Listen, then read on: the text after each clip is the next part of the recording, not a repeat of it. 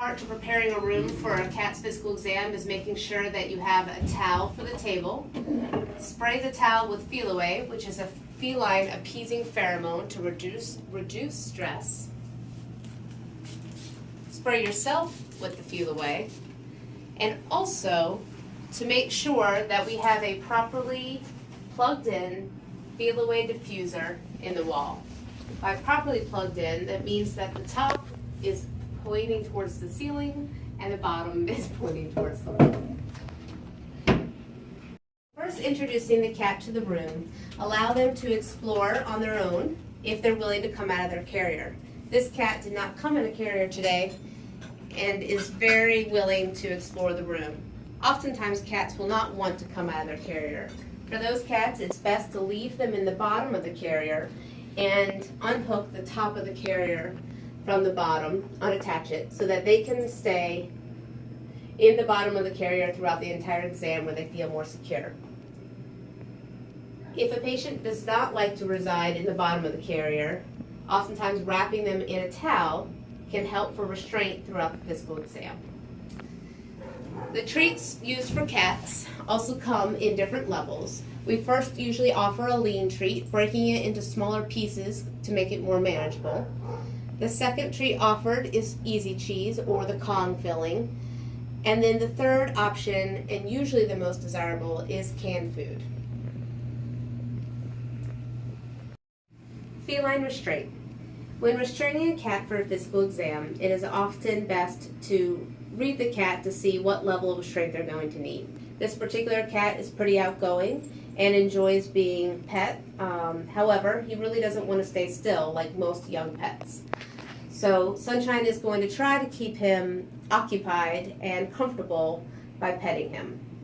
If he were to become more agitated, we would wrap him in a towel, and we'll demonstrate that now.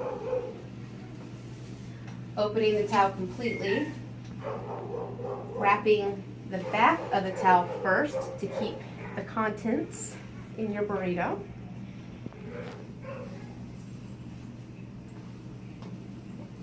And then wrapping the entire patient so that only their head is available. You can keep a hold right at the neck so that the patient doesn't escape the burrito. Keeping a cat swaddled can oftentimes be comforting to them. For this particular patient, the best way to restrain him is going to be through using treats. In this instance, it might be best for the assistant or the owner to offer treats while the doctor does the physical exam.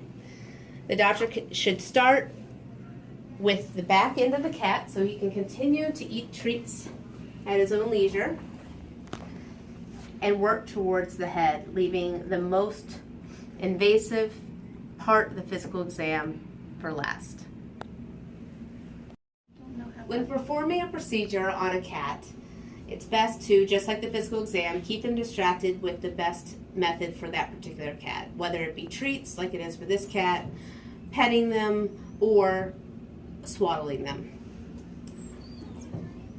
We're going to demonstrate staining a pet's eyes. Again, this cat is very outgoing. He likes both being pet and treats. It's kind of hard to eat during this procedure, and so in this case, petting him seems to be the best with minimal restraint.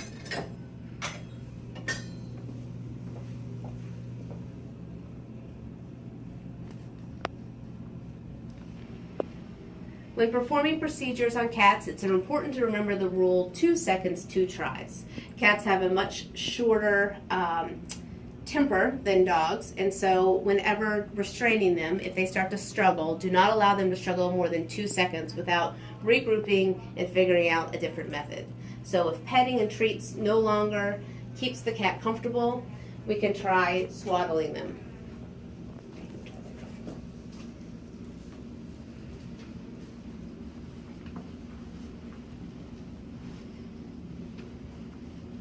For the procedure.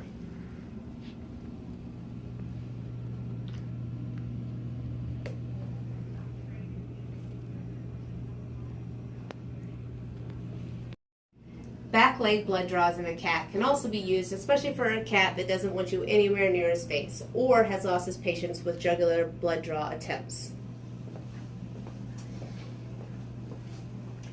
Using a towel can oftentimes allow you to lay a cat on its side without having to scruff the pet.